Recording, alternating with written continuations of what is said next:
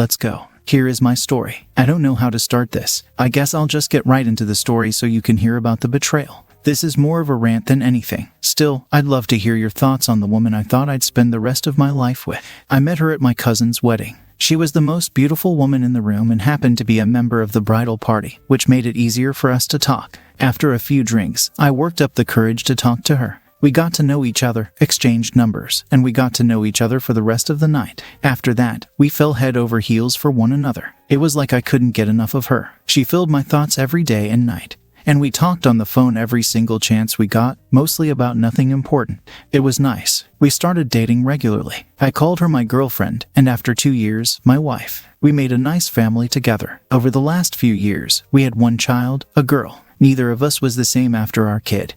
But my wife suffered from postpartum depression. It's a nasty disease that eats up the soul, from what I can tell. And after a few months and the second time I saw her yell at the child, my wife found a therapist. Things actually looked like they were improving for a second. My wife took the therapist's recommendations and found a hobby, therapy. She seemed to go all the time, 3 times a week, almost religiously. It seemed like all she did was go to therapy sometimes. And though her care for our child skyrocketed, she wasn't paying any attention to me. She would get home, give me a peckish kiss, and then go off and play with the kid. I found out that playing with the kid was actually her sitting on her phone around our child. It seemed weird for her to lie to me, so I spied over her shoulder. But when she turned and asked what I was doing, I said that she'd been distant, and we had a big fight right there in front of the kid. Once we had that fight, her phone was on lockdown. Still, dumbly, I assumed she was having some sort of mental breakdown and allowed her this space to talk with her therapist, who she now saw 4 times a week, once more for an additional session of exposure therapy. It's crazy because I didn't even have to look at her phone to find out the lies. That Sunday morning, I borrowed my wife's iPad to search Craigslist for cars, and that's when a message from my wife's therapist popped up on the screen. Call me stupid, but I thought it wasn't normal for a therapist to message their clients whenever, so I went to her gallery. For some reason, I knew I'd find something. So when I saw the picture of my wife with her therapist, I didn't throw the iPad or blow up in her face like I thought I might. The photo wasn't incriminating, but they looked too close for comfort. Alarm bells went offshore, but these were easily ignored by the interest I had in finding out why she was so close with her therapist and whether a good therapist would take photos with their clients at all. This made me think about the messages again, and that's directly where I went. I figured out that she'd been messaging her therapist day after day for 6 months now. He had taken over my spot in her heart. My world went red for a while, and I couldn't focus on anything. I had been of a sound enough mind to take screenshots and send them to my phone and then delete the traces. I imagine that's what someone feels like when they don't know they're in a horror story, just trying to escape and cover tracks so you make it out alive. Anyway, I talked it over with my friend after I calmed down for a bit. He recommended I talk to a lawyer, who recommended I file for a divorce without telling my wife. He said this kind of thing happens all the time, giving his condolences for my unfortunate fate. Shortly after, in the following days, I had to fake it with my wife. It wasn't very hard. She barely paid any attention to me. Still, I couldn't really sleep, knowing that she'd been out sleeping in some other bed with a therapist and not doing much sleeping at all. I hired a private investigator per recommendation by the lawyer. Turns out, those people know how to do their jobs. The investigator found her going to a nearby motel with the therapist during her appointments, all 4 of them every week. Not going to lie, that felt like taking an upward traveling bullet to the sternum. My lawyer said it was what he called a foolproof case. I told him I didn't really care, I just wanted things to end. We reported the therapist to the medical board with proof from our PI. It was kind of nice to watch the therapist get reported and finally be truthful about the divorce. My wife called frantically once finding out that her secret man was in hot water, crying and begging me to work things out because it was a mistake, that she wasn't thinking straight due to her mental disorder, etc. I called her out on her. Next, I called her parents. They were rational about the whole thing, scolding their daughter for cheating, and they immediately started from a whole state away to pick her up, right when I asked. In the meantime, I packed all of her remaining things into her duffel bags and put them on the porch, by which time she arrived home and started her waterworks. I simply shut the door in her face and wouldn't let her come in to talk. There was nothing left to talk about. When her parents arrived a while past midnight, they found her a mess from hours of crying. So, I sent the divorce papers to make things official, and the rest is pretty much history. Court history, to be clear. I ended up suing for custody of the daughter as much as I could. Got my house and no alimony. 9 months of fighting hard with a lawyer who truly believed in my case proved to be pretty effective. The thing is, now that I'm writing this, I guess that I've realized this all was supposed to happen. My ex-wife wasn't happy. And neither was I now. My daughter is adjusting well in our new city, and we aren't bogged down by the weight of arguments with my ex-wife. I really think that my life might look up from this point on. But then again, I don't want to be too sure. Opus, I'm glad the divorce proceedings went well for you. I'm also happy to hear that you feel much better without your ex-wife in your life. You deserve so much more than what she was giving you. Even though she had depression, I think she should have worked harder if she really cared about you or your marriage. But instead, she went ahead and cheated on you several times with her therapist. I really wish you and your daughter the best. And I know you'll certainly find someone much better than your ex when you decide to go back to the dating world. Now for today's second story. My girlfriend and I have been together for a long time, 13 years to be exact. She and I agreed to hold off on marriage until we were financially stable with stable careers. 13 years in. That didn't quite happen, so we agreed to remain unmarried. During the past year, my girlfriend lost her job as an office manager and then as a florist. She was let go after 2 weeks on the job. The firings and also her inability to get a steady job wreaked havoc on her self-confidence. Her self-confidence wasn't that high to begin with, but after the firings, it took a nosedive.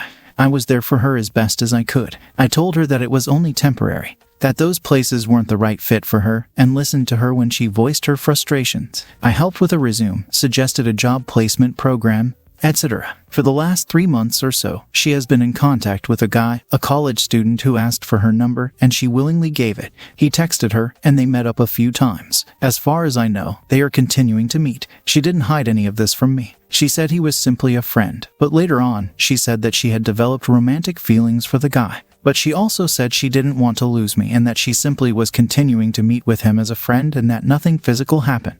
She said she was just confused. I felt devastated. I'm feeling devastated. I went through all of that denial, grief, anger, bargaining, and acceptance of emotions. Trust is gone. The bond has been broken. What gets me so pissed is the fact that she thinks she's continuing to see the guy as a friend. And as long as nothing physical happens, then it's okay. It's not okay. She's sharing her emotions, hopes, dreams, and life with this guy while having me as a boyfriend. That's not how any of this works. Friends don't go out to dinner and have drinks. That's dating. And it gets better. She said that he's graduating in May and going back to his home country, Japan. She also has another guy friend whom she frequently meets up with and texts. Right now, she's hanging out with one of her 2 friends and said she'll be back in the morning. I'm moving out. I don't want any part of this BS. I just need to vent and get this out there instead of holding it in and letting it eat me up inside. Due to my housing situation, my brother offered me a spot in his home, but the place is not ready. I have to stay here with her until the middle of January. I'm so over this, but it still hurts like hell. How could someone do this to me? I'm not perfect, but I've supported her as best as I can, financially and emotionally. I've paid for most of the rent for most of the time we've lived together. I've given her money when she was jobless. I know what I will do, but I don't know what to do in the meantime. It sucks so much. I can't sleep. I've lost someone, and just don't know what to do. Update. Thank you, everyone, for your sound advice and kind words. She came back early this morning, and we had a huge row. As predicted, the guy kissed her, and according to her, she didn't kiss him back. But she didn't leave his place either. Horse manure, but whatever. I asked her why she didn't go home, and her excuse was that Uber was expensive. She said that if it made me feel better, she would only see him during the daytime and explicitly tell him that it was only a friendship. Sure, but a bit of good news. My brother said I can move in within 2 weeks. I just need to find a day when she's working or out of the place to move. I'm a minimalist, so there's not a lot of stuff. Opus, I definitely agree that leaving is the best choice for you. Not so sure about her, but she definitely seems happy enough in terms of coping. Please try your best to distract yourself in any way possible to take your mind off events. Start a new hobby or hang out with some friends. Just occupy yourself in your free time and try to spend as much time away from her and speaking to her as possible. If you can detach yourself from conversations with her, she might realize her mistakes and clear up her act. But even if she does, you should still leave. You deserve better. Don't focus on the time invested in your relationship. Live, learn, grow. Take some time to reflect on things for a good while and work on yourself, and eventually, the right woman will come along. Now for today's final story. I really hate my ex. I don't ever want to see her or be with her, but it hurts so much knowing she chose someone else over me. 3 years together, we had amazing memories. I was literally the happiest I was in life when I was with her every day, from our Walmart and Target runs to living with each other, playing video games together, and also having the best vacations, including our first time at Disney World. I still, to this day, don't know why she cheated. She said she didn't, but the proof and all was there. It's been 4 months, and I've been a lot better mentally and getting more fit. I can't believe after getting a new job she instantly fell in love with someone else. I didn't know she was doing things behind my back with him. Reading the messages between them when I found out hurt me. She would tell him how she wasn't happy and that I was annoying. And she was depressed. She really seemed fine to me. I took her out to events just a few weeks before D-Day, and she rested her head on my shoulder while we enjoyed our time together. After finding out and telling her to get out, she told me things about why she did what she did. She said she needed time to love herself and she was depressed. I wasn't loving her so much. I didn't pay enough attention to her problems, and the AP did.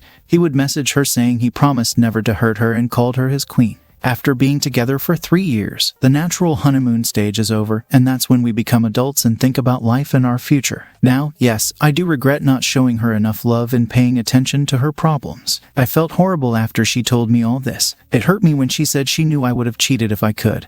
That I'm a narcissist, while I sat there crying and hurt while she had no emotion. She looked annoyed when I would mention breaking up with her. When we argued, she would hold pills and threaten to kill herself, but she was calm when I kicked her out. Months later, she tried talking to me and wanted me to talk with her because she was depressed, but I ignored her because I knew my worth. Now, after getting herself together and being with the AP, she actually stopped reaching out to me. I'm glad she stopped, but it also confused me. It hurt seeing posts from the AP saying how she made him happy, how he promised to show her the world, to be there for her at her darkest times. It made me sit back and wonder how much I should have actually listened and read her emotions. I just get these random sad moments, and I blame myself for everything. I even admitted to everyone, even God, mistakes I had made. I hate her, but I still told everyone about the good she did for me before. I'm not a negative person and wish the best for everyone no matter what. I didn't deserve to be hurt like this, but everything happens for a reason. Like I said, I knew right from wrong, and I never treated her badly. We had our ups and downs, and I admit I said hurtful things to her, even bringing up her past, which she lied to me about at the beginning that had to do with some type of incest. I don't want to say what exactly, but has to do with that category. And she was willingly doing it. I definitely learned from all this. I know what to do and how to treat the next woman in my life, but I'm in no rush. It just hurts knowing she's happy with someone else, and so is he. I miss the girl I met 3 years ago, but I don't miss the cheater in her. Opus, you are continually making one huge mistake that will prevent you from truly moving on. You are accepting blame for the actions of a cake-eating cheat. She didn't cheat because of any wrong you did. She didn't cheat because of something you weren't doing. She cheated for thrills. I can assure you that your cheating wife will get tired of her AP and will seek to find someone else who can give her that new high that she seems to be craving. Your wife is the type that will always be trying to find someone better. Opus, you know what you need to do once the affair fog is up and she comes crawling back to you. Best of luck to you. That's the story. If you liked it, please support us with a like as well as subscribe to our channel. Write in the comments what you think about the story. Thank you for being here with us. That we're grateful for each and every one of you. Let us know where in the world you're tuning in from. We'd love to hear from you in the comments. Let's begin. The first crack in their marriage was subtle, so faint that Anna barely noticed it at first. It wasn't an explosive argument or a betrayal. It was quiet, insidious, a growing void that settled between her and Philip like a shadow. Anna could pinpoint the moment when the warmth of their relationship began to cool. It was after the birth of their second child.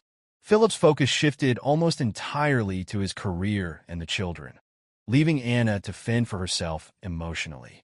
At first, she tried to adapt. She volunteered at the kids' school, joined a book club, and threw herself into managing the household. But the more she gave, the less she felt seen. "Are you even listening to me?" she had asked one evening as they sat in the kitchen. Philip barely looked up from his laptop. "Of course," he replied, his tone distracted. Anna sighed, staring down at the plate of food she'd cooked. She had spent hours preparing his favorite meal, but it might as well have been a frozen dinner for all the appreciation she received. The first time Anna met David was at her gym. He was a personal trainer, hired to run a new fitness program. His charm was effortless, his grin infectious. Where Philip was stoic and methodical, David was lighthearted and spontaneous. "Mrs. Lane, right?" David had said after their first session. "Anna," she corrected with a smile.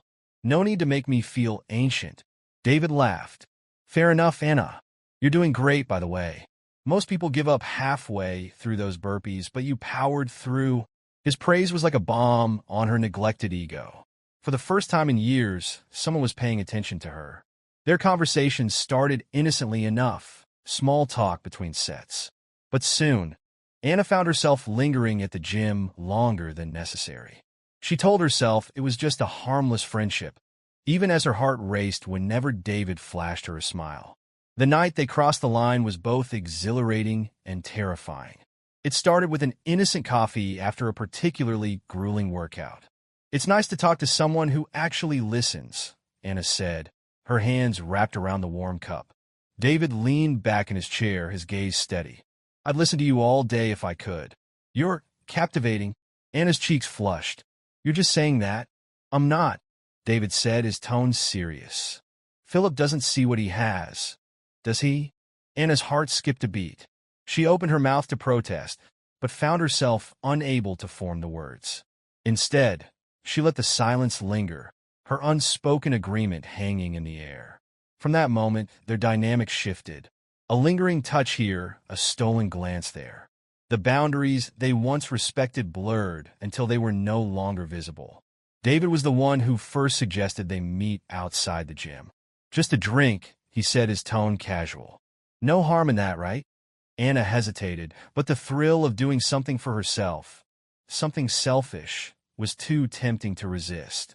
Their first rendezvous was electric. Away from the fluorescent lights of the gym and the prying eyes of neighbors, they could be themselves. David was attentive, showering her with compliments and making her laugh until her cheeks hurt. "Why should you settle for less?" David asked one evening, his voice low and conspiratorial. "You deserve someone who puts you first, someone who sees you." Anna stared into her wine glass, her thoughts swirling. For so long, she had felt invisible. But here, with David, she was seen, heard, wanted. The idea of leaving Philip began as a flicker, a dangerous thought she tried to suppress. But as weeks turned into months, the flicker grew into a flame. And when David suggested they take their relationship to the next level, Anna didn't hesitate. "I have to be careful," Anna said one evening as they planned their first overnight rendezvous. "Philip isn't stupid. He'll notice if something's off."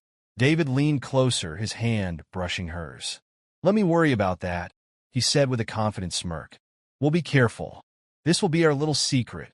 But secrets have a way of unraveling, and neither Anna nor David realized just how closely they were being watched. Philip wasn't a man prone to suspicion. He had always trusted Anna implicitly, even as their relationship became strained. But trust has its limits, and Anna's recent behavior had crossed his. The late-night gym sessions, the hush phone calls, the way she avoided his gaze when he asked about her day. It didn't take long for Philip's unease to grow into certainty. One night, when Anna claimed to be meeting friends for dinner, Philip followed her. From his car, parked discreetly across the street, he watched as she slipped into a cozy bistro. Minutes later, David arrived, his hand brushing against Anna's lower back as they laughed and chatted like old lovers. The realization hit Philip like a freight train. His wife wasn't just distracted or unhappy, she was unfaithful. But instead of confronting her immediately, Philip chose a different path. He would let Anna believe she had the upper hand. He would watch, wait, and gather everything he needed to destroy her carefully constructed facade. Philip's revenge didn't need to be impulsive or messy. It would be cold, calculated, and devastating. The silence in the room was deafening after the sound of the wedding rings snapping under Philip's pliers. Anna's wide, tear-filled eyes darted between Philip and the trash where the mangled symbols of their marriage now lay. "Philip," she began, her voice trembling, "please, let's talk about this. We can fix." "Fix?" Philip interrupted, his tone as cold as a winter wind. "There's nothing left to fix, Anna. You've made sure of that." David, still pale and motionless, finally found his voice. "Look, man, I think we're all just a little heated right now." Philip turned to him, his gaze sharp as a blade. "Heated?" he repeated, a dark smirk playing on his lips. "Oh, don't worry. I'm as calm as I've ever been. You, on the other hand, should leave before I lose my patience." David hesitated, glancing at Anna, who shook her head imperceptibly. Philip stepped forward, his grip tightening on the baseball bat. "Ow! Now!" The weight of Philip's command was undeniable. David backed away, grabbing his bag and muttering a hasty, "I'll wait outside," before fleeing through the front door. Anna's defiance flared in David's absence. "You can't just throw me out of my own house," she shouted, her fists clenching at her sides. "This is my home, too." Philip's chuckle was low and humorless. "Your home?" He gestured around the room. "You mean the home I built? The home where I've worked tirelessly to provide for you and the kids while you entertained your guest? Don't you dare play the victim." Anna spat, her voice rising. "You ignored me for years. You don't get to act like the saint here."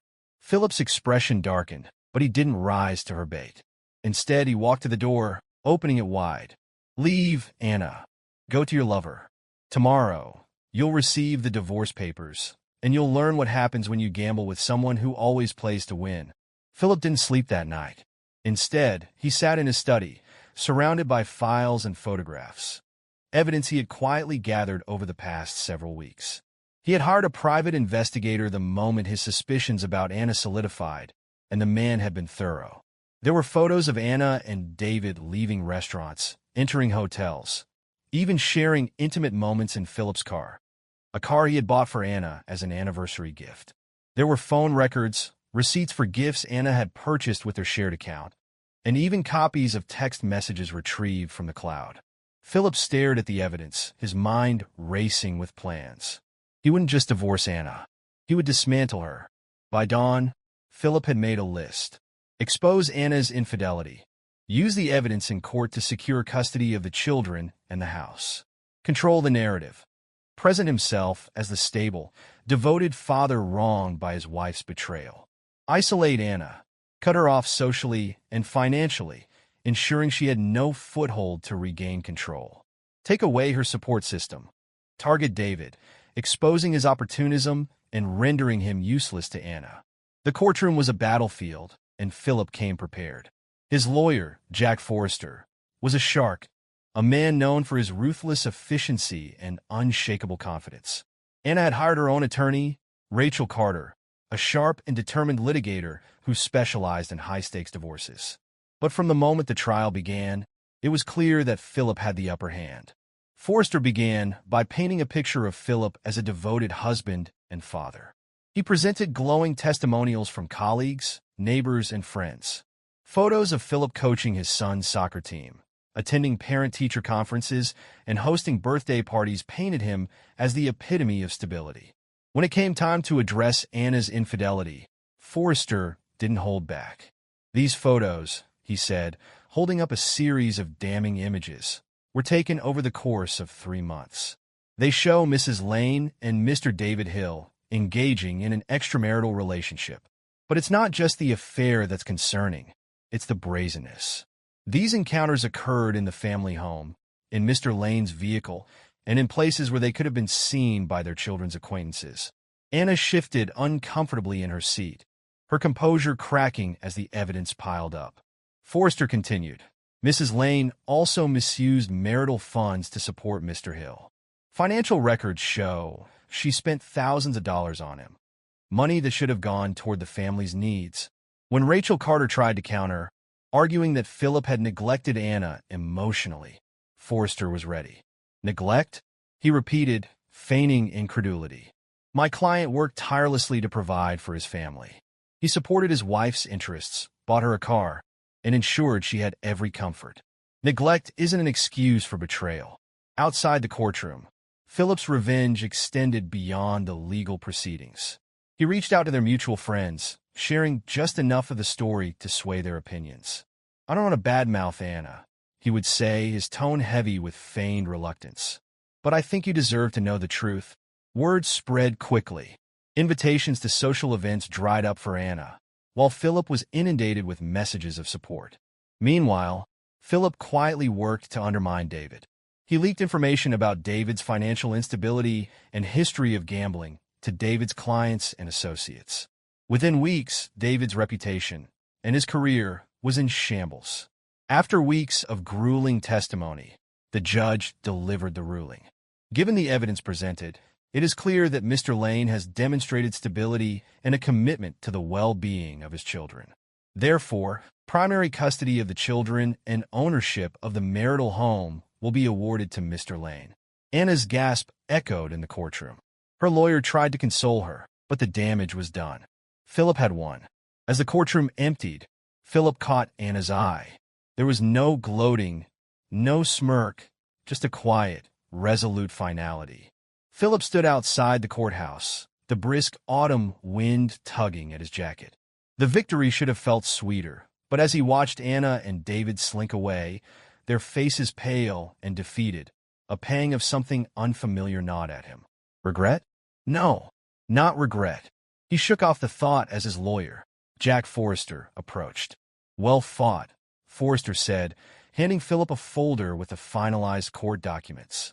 You've secured everything you wanted: custody, the house, and your reputation. Philip nodded, his face unreadable. Thank you, Jack. Forrester hesitated, sensing his client's somber mood. This is a win, Philip. Don't forget that. I won't, Philip replied, though his voice lacked conviction.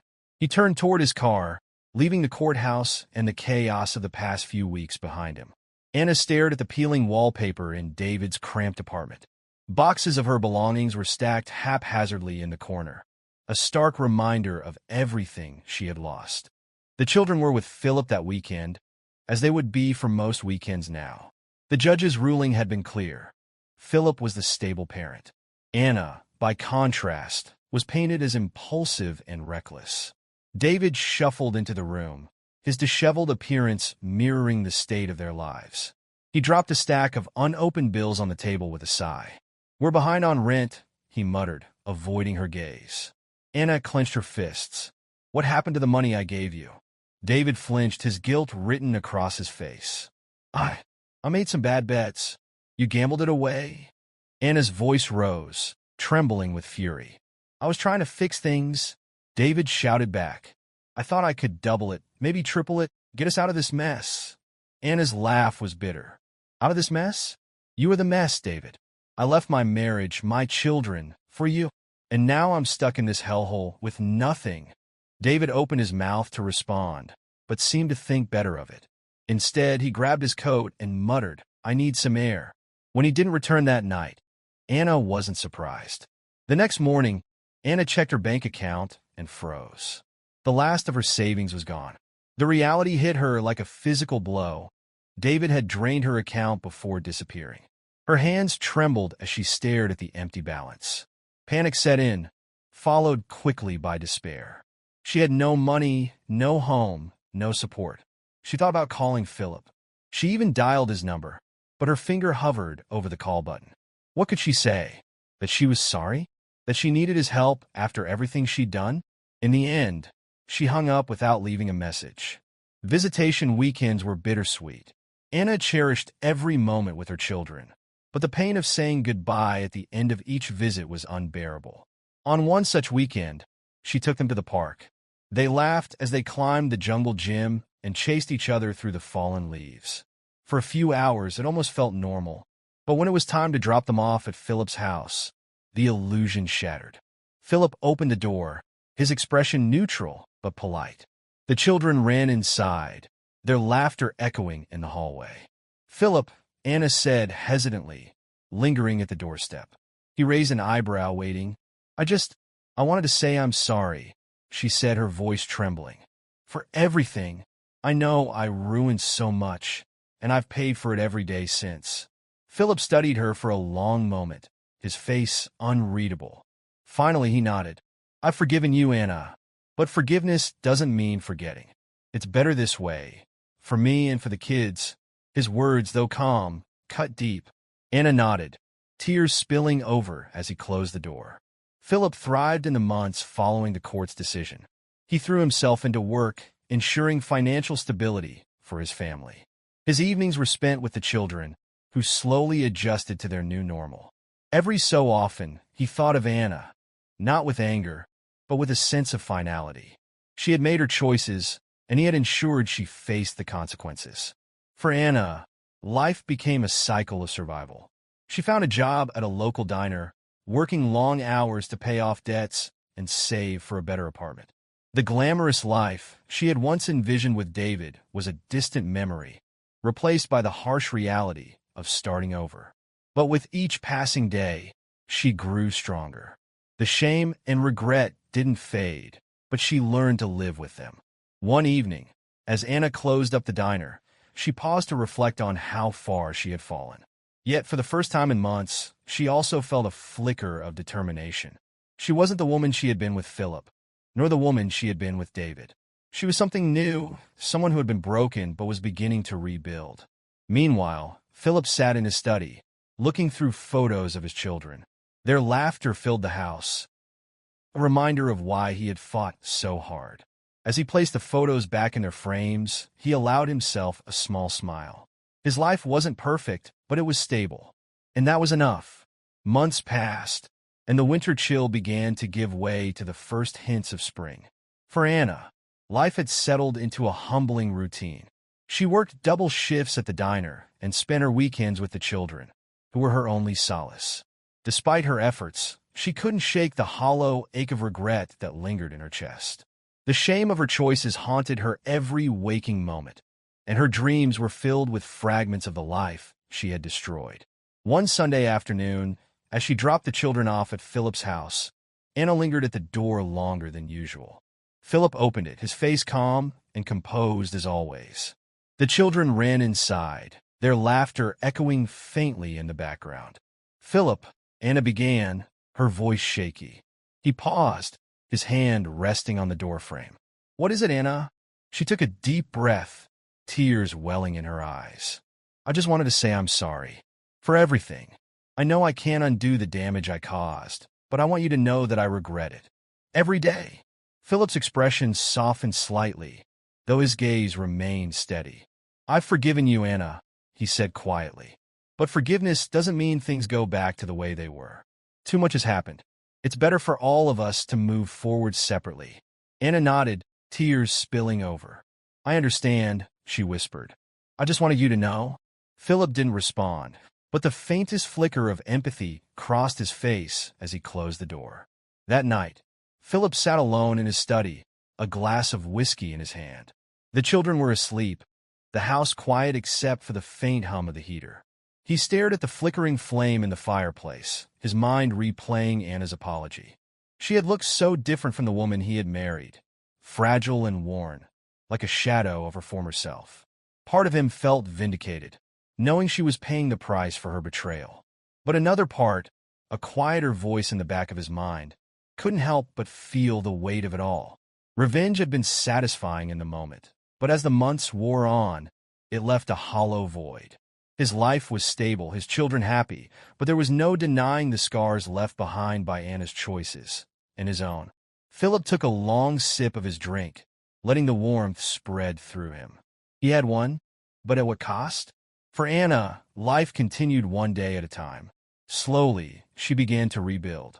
She saved enough money to move into a modest apartment, a small but significant improvement from David's cramped and cluttered space. Her job at the diner became more than just a means to an end. She found camaraderie with her coworkers and a sense of purpose in the daily grind. It wasn't glamorous, but it was honest. One afternoon, as she walked home from work, she paused at a playground. A group of children laughed and played on the swings and slides, their joy infectious. For the first time in what felt like forever, Anna smiled, a real, genuine smile. She didn't know what the future held, but she was determined to face it head-on, no matter how difficult. Years later, Philip stood on the sidelines of his son's soccer game, cheering as the boy scored a goal. His daughter sat beside him, her sketchbook balanced on her knees as she doodled. Life had settled into a steady rhythm, and Philip had found peace in the simple joys of fatherhood and work. He rarely thought about Anna anymore. When he did, it was with a sense of closure. Their lives had diverged, and that was for the best. One evening, as he tucked his children in a bed, his daughter looked up at him and asked, "Are you happy, Dad?" Philip paused, surprised by the question.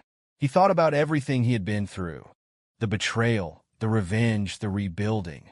And then he smiled, leaning down to kiss her forehead.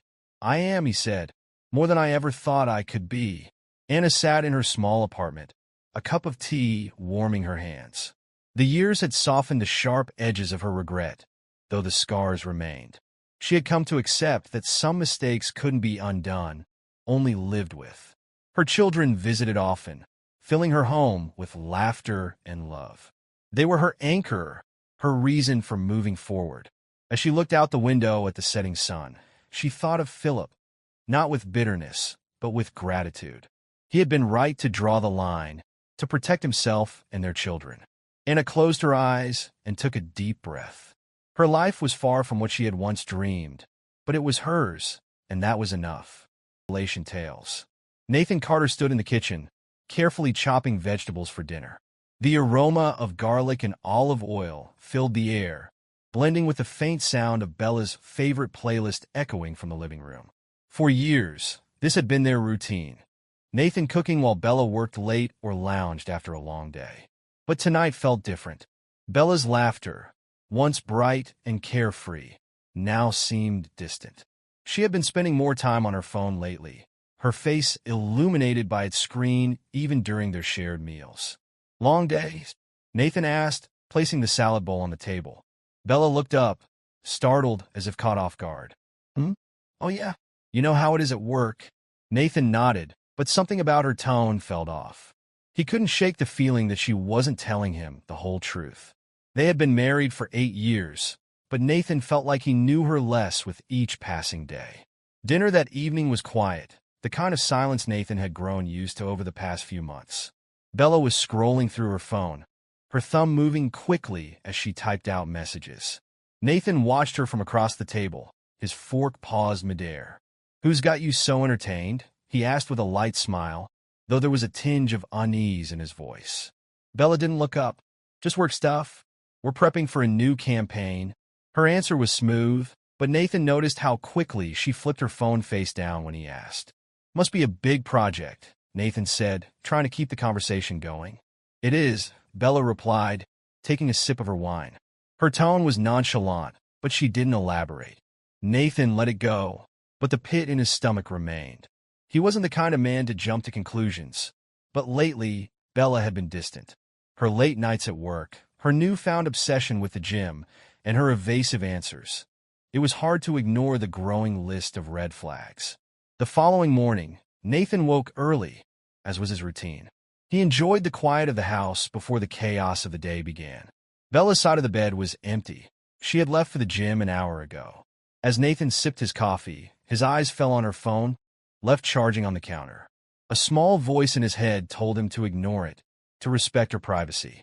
But another, louder voice urged him to look. He hesitated for a moment before picking up the phone. The screen lit up with a flood of unread notifications, mostly work emails and group chats. But one message stood out. "Can't wait to see you again. Friday." Nathan's chest tightened.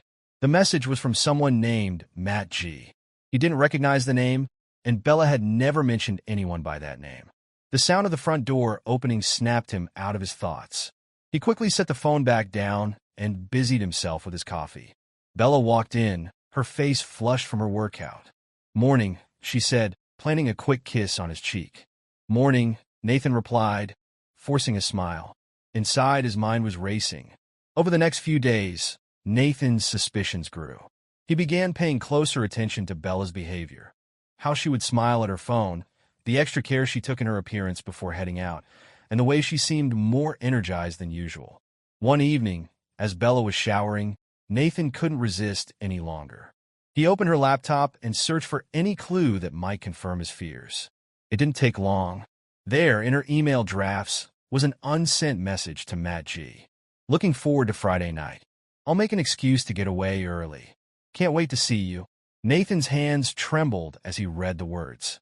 He felt a wave of anger, sadness, and disbelief crash over him. This was the woman he had built his life with, the woman he had loved and supported through everything. But now, she was slipping away, and not by accident. Nathan waited until the following evening to confront Bella. He wanted to be calm, to gather his thoughts and avoid a blow-up argument. As they sat down to dinner, he looked her straight in the eye. "Bella, who's Matt?" Bella froze, her fork hovering over her plate. "What? You heard me. Matt. Who is he?" Nathan's voice was steady, but there was no mistaking the tension in it. Bella set her fork down slowly, her face a mask of confusion. "He's just someone from work." "Why?" Nathan leaned back in his chair, crossing his arms. Because you're meeting him on Friday. Care to explain why you didn't tell me? For a moment, Bella's expression faltered. Then, she let out a small laugh, shaking her head. Oh, Nathan, you're being ridiculous. It's just a work dinner. He's part of the new campaign team, and we're brainstorming ideas. Nathan didn't buy it. Then why hide it? Why the secrecy? Bella's eyes narrowed. I didn't hide anything. You're the one snooping through my stuff, making up stories in your head. Honestly, Nate, this is pathetic. Her words stung, but Nathan refused to let her deflect. If it's so innocent, why not invite me along? Bella scoffed. Because it's work. You wouldn't understand. Nathan felt his temper rising, but he bit it back. Fine, but I'm warning you, Bella. If you're lying to me, if there's something you're not telling me, it's going to come out. Bella rolled her eyes. You're overthinking this. Go ahead and stew in your paranoia if it makes you feel better. With that, she stood up and walked out of the room, leaving Nathan alone with his simmering anger. Nathan knew he couldn't confront Bella again without proof. If she was lying, he needed to catch her in the act. He reached out to Marcus, his oldest friend and a sharp-witted lawyer. Over a beer, Nathan poured out everything that had been happening. The messages, the secrecy, and Bella's dismissive attitude. Marcus listened intently, nodding as Nathan spoke. Sounds like she's testing the waters, Marcus said finally. You need to make her think she's in control while you gather evidence. What do you mean? Nathan asked. Let her think you're oblivious. Don't push her. If she feels safe, she'll slip up. And that's when you'll catch her. Nathan nodded, his jaw set with determination. He wasn't going to let Bella walk all over him. If she wanted to betray him, she'd regret it. Nathan took Marcus's advice to heart. For the next few days, he played his role perfectly, calm, oblivious, and seemingly distracted by work. He acted as though Bella's excuses and dismissive attitude no longer fazed him. Bella, sensing no immediate threat, seemed to grow more comfortable in her deception. She stayed out later than usual, her smiles becoming more frequent and her conversations more superficial. Nathan watched it all unfold like a silent observer, his resentment growing with each passing day. On Friday evening, Bella emerged from the bedroom dressed in a sleek black dress Nathan hadn't seen before. Her makeup was flawless, her hair styled to perfection. Big night? Nathan asked, keeping his tone light as he adjusted his tie in the hallway mirror. Bella smirked. Just dinner with the team? Don't wait up. Nathan nodded, hiding the storm brewing inside him. I've got plans too. See you later. Bella raised an eyebrow. Plans? What plans? Just catching up with an old friend, Nathan said casually, grabbing his car keys. Bella seemed momentarily surprised, but she quickly masked it with a shrug. Well, have fun, she said, walking out the door. Nathan waited a moment, then followed her. He had rented a car for the evening to avoid suspicion, parking a few blocks away from the house. As he tailed Bella, his hands gripped the steering wheel tightly, his heart pounding. Bella arrived at a trendy rooftop restaurant in the city, where Nathan watched from a discreet distance as she greeted a tall, well-dressed man, Matt Giih. Their hug lingered a moment too long, and Nathan felt a fresh wave of anger wash over him. He took out his phone and snapped a series of photos. Bella and Matt laughed over drinks, their body language far too intimate for coworkers.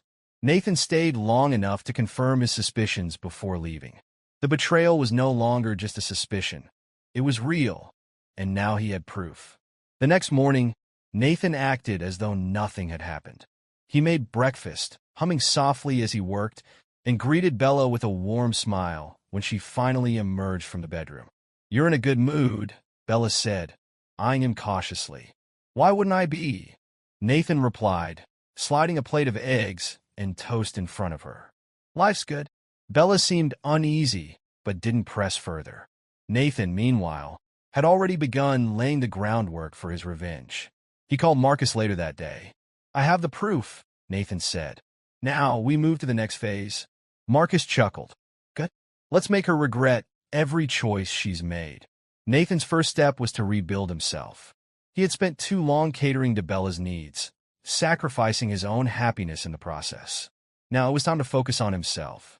He joined an upscale gym, hired a personal trainer, and revamped his wardrobe. His evenings were no longer spent waiting for Bella to come home. Instead, he threw himself into work, networking events, and self-improvement.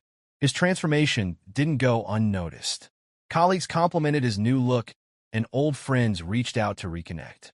Even Bella seemed taken aback by the changes, though she said little about them. But Nathan wasn't doing this to win her back. He was doing it for himself, and to show Bella exactly what she had lost. With Marcus's help, Nathan began discreetly setting his plan into motion. He met with a private investigator to gather more evidence, not just of Bella's infidelity, but of any potential misconduct that could benefit him in the event of a divorce. At the same time, he strengthened his connections at work, ensuring his financial stability should the marriage come to an end. But Nathan's revenge wasn't just about legal or financial wins. It was about turning the tables on Bella emotionally. He wanted her to feel the sting of betrayal, the regret of realizing what she had thrown away. One evening, as Nathan left the gym, he ran into Elena, a former colleague he hadn't seen in years. Elena was sharp, witty, and effortlessly charismatic. They caught up over coffee, and Nathan found himself opening up to her about his situation. "I can't believe she'd do that to you," Elena said, her tone laced with disbelief. "You deserve so much better." Nathan smiled, feeling a spark of confidence. "Thanks, Elena. I'm working on making sure she realizes that." Their connection grew quickly, and though Nathan wasn't ready to jump into a new relationship, Elena became a trusted confidant. She offered him advice, encouragement, and, most importantly, a reminder that he wasn't alone. Bella's confidence in her double life began to waver as Nathan grew more distant. He no longer asked about her plans or pressed her for details, and his newfound confidence only added to her unease. One evening, Bella returned home to find Nathan dressed sharply, his cologne lingering in the air. "Heading out?" she asked, trying to sound casual.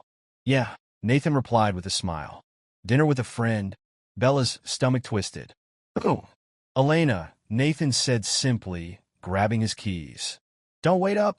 For the first time, Bella felt a pang of jealousy, a feeling she hadn't expected. Nathan's revenge culminated at a charity gala his company was sponsoring. He invited Elena as his date, and together they stole the spotlight. Nathan's confidence and charisma were on full display, while Elena's warmth and intelligence captivated everyone they met. Bella, who had attended the gala with Matt, watched from across the room as Nathan and Elena laughed and mingled.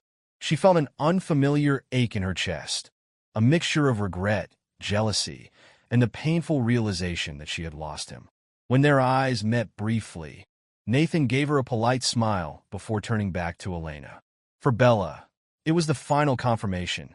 Nathan had moved on, and she had no one to blame but herself. Bella's world seemed to crumble around her in the days that followed the gala. She couldn't escape the haunting image of Nathan and Elena, the way they seemed so effortlessly happy while she was trapped in the web of her own lies. At work, she couldn't focus. At home, every glance at Nathan felt like a stark reminder of her own betrayal. She had underestimated how deeply Nathan had been hurt and how far he would go to reclaim control of his life.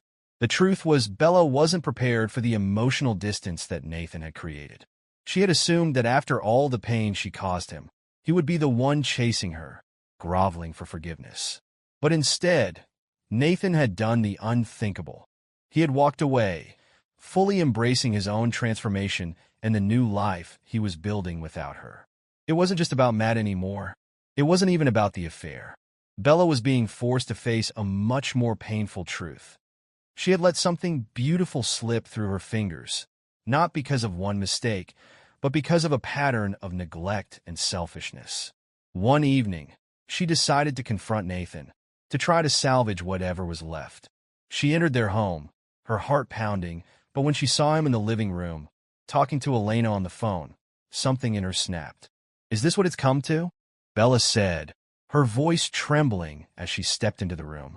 Nathan looked up, his expression unreadable. He set the phone down. "What do you mean? You've moved on so quickly. What happened to us?"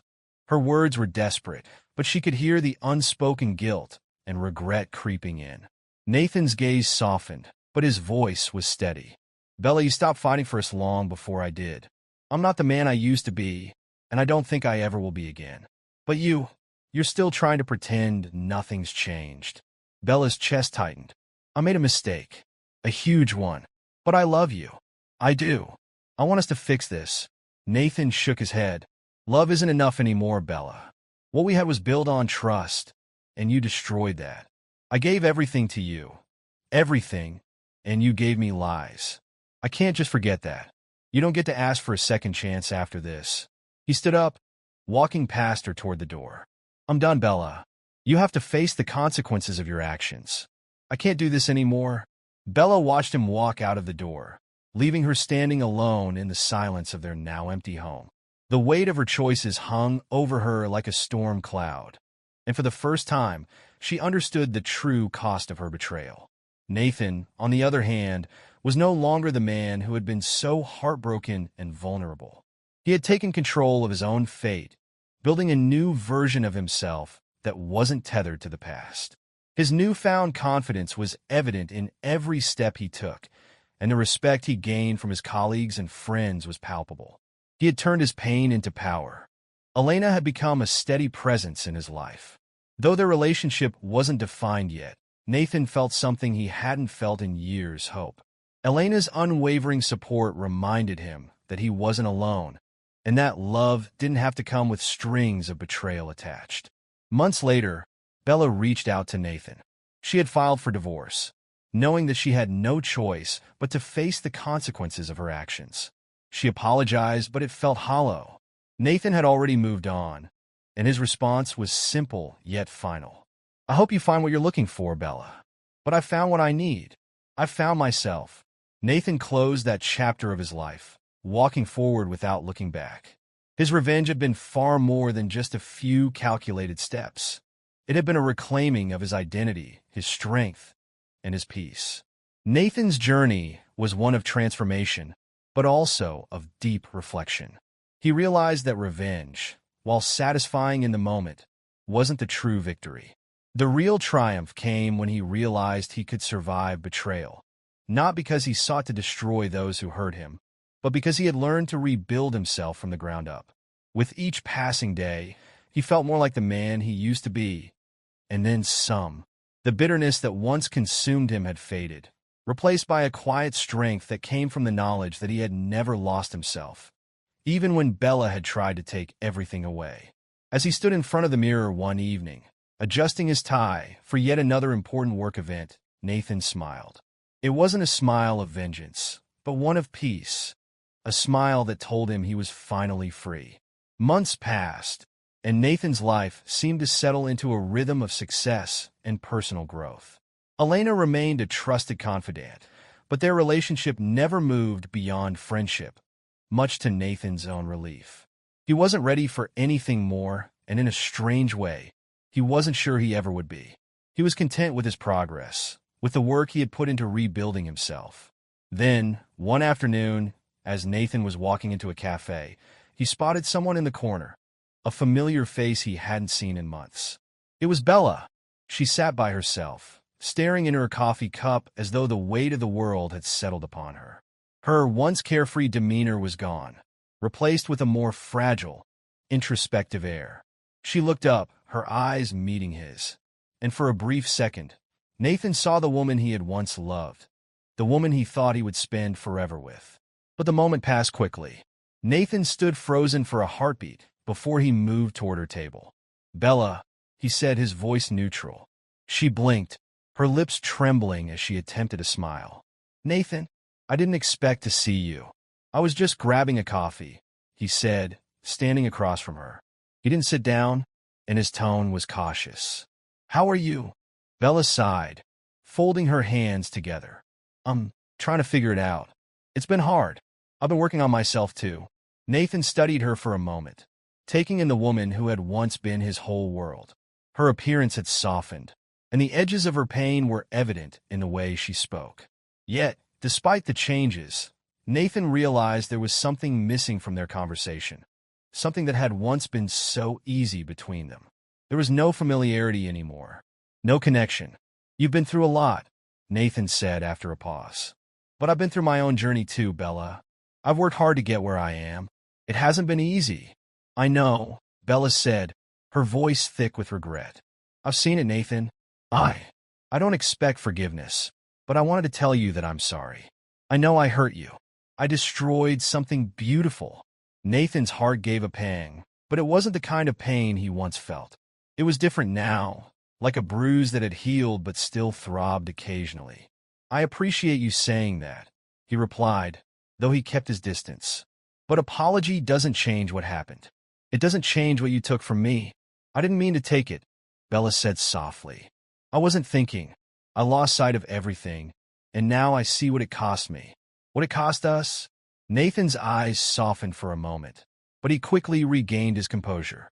You've learned a lot, I see. But I've learned too. I'm not the same man I was when we were together. A silence hung between them, heavy and thick. Bella looked down at her coffee, as if trying to find the right words. I'm sorry for the way things ended, she said again, her voice cracking slightly. I wanted to be the person you needed, but I wasn't. I was too selfish. You didn't deserve that. Nathan nodded, his face unreadable. I didn't deserve it, and I can't go back to that. There was no bitterness in his words, only the finality of a chapter that had been closed long ago. Bella didn't seem surprised. She nodded as if she had already accepted the reality of their situation. I understand, she whispered. With that, Nathan stood up, giving Bella one last glance before walking out of the cafe. He felt a sense of closure that he hadn't known he needed, but it was there nonetheless. The pain of their past had dulled, and though there were moments when he thought about what they had lost, he knew he had outgrown that version of himself. As he walked into the sunlight, he realized that the woman sitting behind him, once his everything, was now a stranger. And that was okay. A few weeks after his unexpected encounter with Bella, Nathan felt an even deeper sense of contentment settle over him. His professional life was thriving, and his personal growth was far from over. There were still moments of doubt, of course, moments when the shadow of his past crept into his thoughts. But they no longer held power over him. He had learned something invaluable through his pain. Revenge, while sweet, had been more about reclaiming his sense of self than about hurting Bella. And in the end, it wasn't her downfall that brought him peace, but his own resurgence. The journey back to himself had been the true victory. Nathan continued to focus on his work, diving deeper into personal projects that fed his creativity and passion. Elena remained a good friend, someone he could rely on, but he wasn't looking for anything more. He had learned the importance of independence, of standing on his own, of building a future that didn't hinge on someone else. As the months passed, a sense of gratitude began to replace the anger that had once consumed him. He was grateful for the lessons he had learned, for the strength he had found within himself, and for the future that lay ahead. One evening, as he stood on the balcony of his apartment, gazing at the city skyline, Nathan realized he was no longer waiting for closure. He had already found it. It wasn't in the apology that Bella had given him, nor in the revenge he had sought. It was in the life he had created for himself, in the person he had become. And for the first time in a long while, Nathan smiled. Not a smile of triumph, not a smile of victory, but a smile of peace. He had let go of the past, and now he was free.